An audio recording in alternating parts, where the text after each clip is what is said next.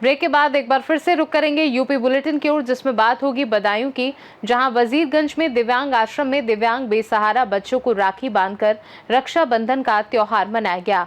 साथ ही बात होगी फिरोजाबाद की, जहां अपने छोटे भाई को गोली मारकर हत्या कर फरार चल रहे हत्यारोपी मान सिंह पर 20,000 का इनाम घोषित किया गया।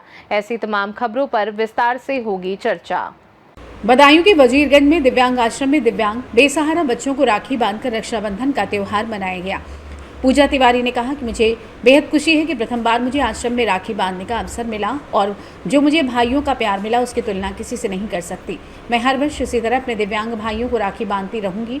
विकलांग आश्रम वजीरगंज अध्यक्ष उनीश पाल सिंह ने कहा कि आपको जहां भी मेरी ज़रूरत पड़ेगी मैं पूरी तरीके से तैयार रहूंगा, क्योंकि आप जैसी बहन मिलना खुशी की बात है। इस मौके पर विकलांग आश्रम के सभी आश्रमवासी मौजूद रहे। बदायूं से सी न्यूज़ संवाददाता आकाश तोमर की रिपोर्ट। खबर फिरोजाबाद से, जहां सगे छोटे भाई को गोली मारकर हत्या कर फरार चल रहे हत्यारोपी मान सिंह पर 20,000 का इनाम घोषित किया गया है। फिरोजाबाद एसएसपी सौरभ दीक्षित ने आरोपी पर इनाम घोषित किया है। 2 दिन पूर्व पारिवारिक विवाद के चलते शराब के नशे में मान सिंह ने अपने भाई चरण सिंह को गोली मार दी थी। इलाज के दौरान सिर में गोली लगने से चरण सिंह की मौके पर मौत हो गई थी। फरार आरोपी की गिरफ्तारी के लिए 2 पुलिस टीमों का गठन किया गया है। जने कहते ले आओ तो कहो तो मार दूंगो कट्टा दे वानी नो कई भैया ले मार दे भैया तो कुछ बात ना हूँ तो बड़े भैया से बात कर रहा हूँ तो कुछ बात ना है तू तो लड़े रहा है तो मार दूँ तो मार दे वानी बाजे नहीं मालूम तेरी मुबारिया दे मैया बहुतारी मेरे बेटा के पारा पकड़े के बेटा में एक गोली लग फिरोजाबाद से सी न्यूज़ संवाददाता अनुज कुमार की रिपोर्ट। महाराजगंज जनपद कोल्हुई थाना क्षेत्र के रुद्रपुर शिवनाथ में स्थित Ken Fount academy senior secondary school में रक्षाबंधन के पावन पर्व के उपलक्ष्य में एक रंगारंग राखी निर्माण एवं सजावट प्रतियोगिता का आयोजन किया गया। इस अवसर पर विद्यालय के प्रांगण में उत्साह और भाई बहन के पवित्र बंधन की भावना का वातावरण छाया रहा। प्रतियोगिता में विभिन्न कक्षाओं के छात्रों ने अपनी सृजनात्मकता और कलात्मक प्रतिभा का प्रदर्शन किया।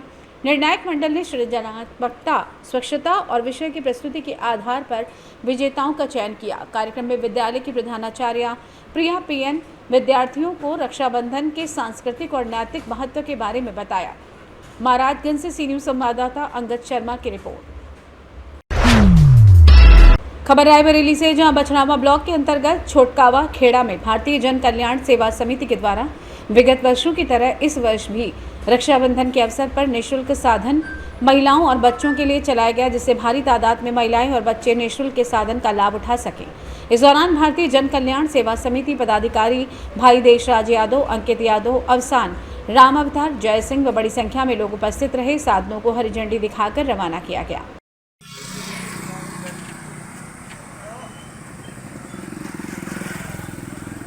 क्या नाम है आपका? कहाँ पे जा रही हैं आज? ये आज यहाँ निःशुल्क वो है, पैसे तो नहीं पड़ेंगे इसमें? आपका क्या नाम है? कहाँ पे जा रही हैं? कौन सा गांव है आपका? जाना तो लालगंज। आज क्या करने जा रही हैं आप? राखी बांधने। अपने भाई को राखी बांधने जा रही हैं? निःशुल्क जा रही हैं ना इससे? ये झंडा बांधल यार। सर, क्या परिचय है आपका? मैं भारतीय जन कल्याण सेवा समिति के राष्ट्रीय उपाध्यक्ष के पद पर एडवोकेट अंकित कुमार में काम कर रहा हूं।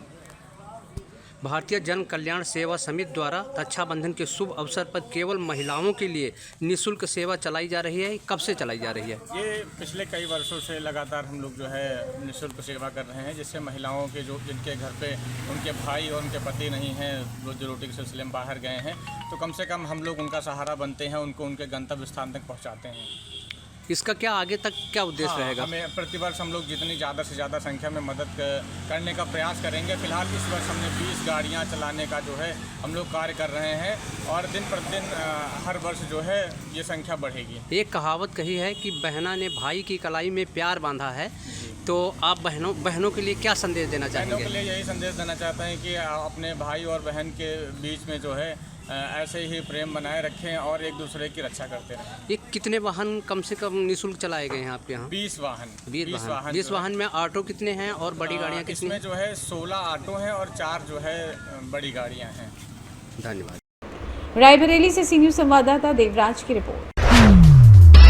सहारनपुर के पीर वाली गली स्थित नेशनल मुस्लिम एकेडमी में national educational and welfare society के तत्वाधान में यूपी और सीबीएसई बोर्ड के इंटरमीडिएट और हाई स्कूल के मेधावी छात्र छात्राओं को सम्मानित किया गया।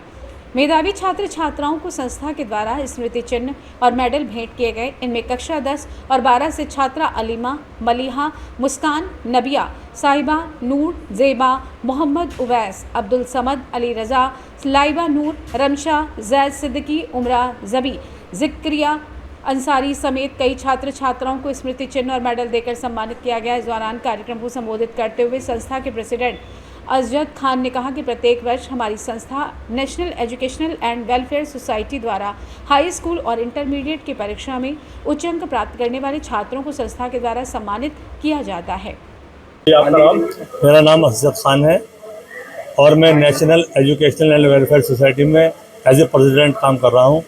आज क्या कार्यक्रम किया गया? आज हमने प्राइज डिस्ट्रीब्यूशन का प्रोग्राम किया है। क्लास 9 से लेकर क्लास 12 तक के जो बच्चे अच्छे नंबर लाए थे उन्हें इनाम से नवाजा गया है। इसमें तमाम स्कूलों के बच्चों को हमने इन्फॉर्म किया था, उन्होंने बच्चों ने फॉर्म भरे थे। आज उन बच्चों को इनाम से नवाजा गया है।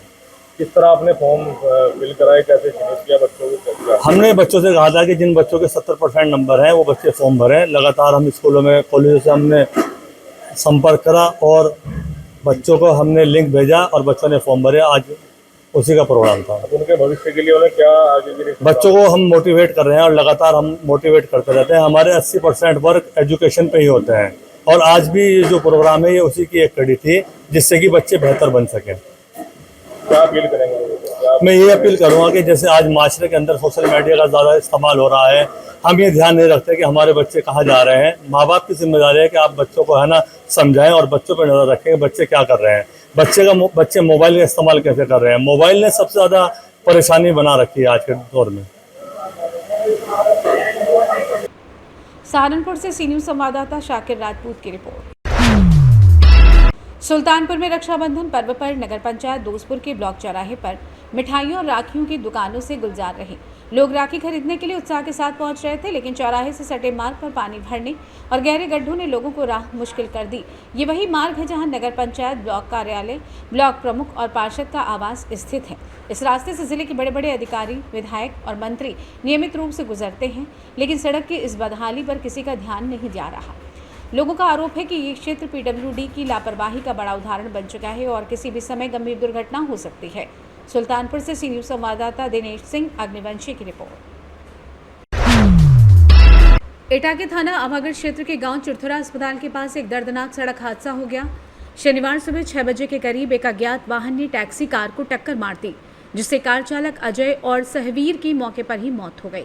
वहीं 2 अन्य लोग आराम सिंह और अतर सिंह गंभीर रूप से घायल हो गए। पुलिस ने तत्काल कार्रवाई करते हुए मृतकों की बॉडी को कब्जे में लेकर पोस्टमार्टम हाउस भेज दिया और घायलों को उपचार के लिए अस्पताल में भर्ती कराया। पुलिस आगे की जांच में जुटी हुई है। एटा से सी न्यूज़ संवाददाता लखन यादव की रिपोर्ट। उत्तर प्रदेश के रायबरेली जनपद के डलमऊ तहसील के अंतर्गत थाना गदागंज बाजार में काफी भारी मात्रा में भीड़ देखने को मिली। सभी दुकानदार अपनी दुकानों की सजावट करके बैठे हैं और राखी बांधने वाली माता एवं बहनें खूब जमकर खरीदारी कर रही हैं। बाजारों में रौनक ही रौनक नजर आ रही है। रक्षाबंधन त्योहार के शुभ अवसर पर बहनें अपने भाइयों को राखी बांधती हैं और ईश्वर से कामना करती हैं कि भाई आप हमेशा हमारी रक्षा करना, किसी भी प्रकार की समस्या का सामना ना करना पड़े। ईश्वर के असीम कृपा से सदा अपना आशीर्वाद बनाए रखना। इस त्यौहार को लेकर हर घर में खुशियां ही खुशियां देखने को मिल रही हैं। साल में आने वाला त्यौहार खुशियों का माहौल लेकर पल में आता है और हर एक धागा अटूट बंधन की तरह इस स्नेह और प्रेम को जोड़ता है, जिससे उम्मीद ही नहीं आशाएं भी बनी रहती हैं। उत्तर प्रदेश के मुख्यमंत्री का सभी बहनों में माता की तरफ से आभार प्रकट करते हुए महिलाओं के लिए बस यात्रा फ्री की गई। इससे बहनें और माताएं अपने भाइयों को राखी बांधकर अपने बंधन से बांध लेती हैं, जिससे प्रेम का अटूट बंधन मिलता है। ऐसे ही बस यात्रा सुविधा के लिए बस यात्रा फ्री की गई है, जिससे माताएं और बहनें अपने भाइयों को राखी बांधकर बंधन से बांध लेती हैं। सभी माताओं बहनों में खुशी का माहौल देखने को मिल रहा है। उत्तर प्रदेश की जनता को हर संभव यात्रा संबंधित समुचित व्यवस्था करवाई जाती है। रायबरेली से सी न्यूज़ संवाददाता आलम कादरी की रिपोर्ट। यूपी बुलेटिन में बस इतना ही। देश दुनिया की बाकी खबरों को जानने के लिए आप देखते रहिए सी न्यूज़ भारत।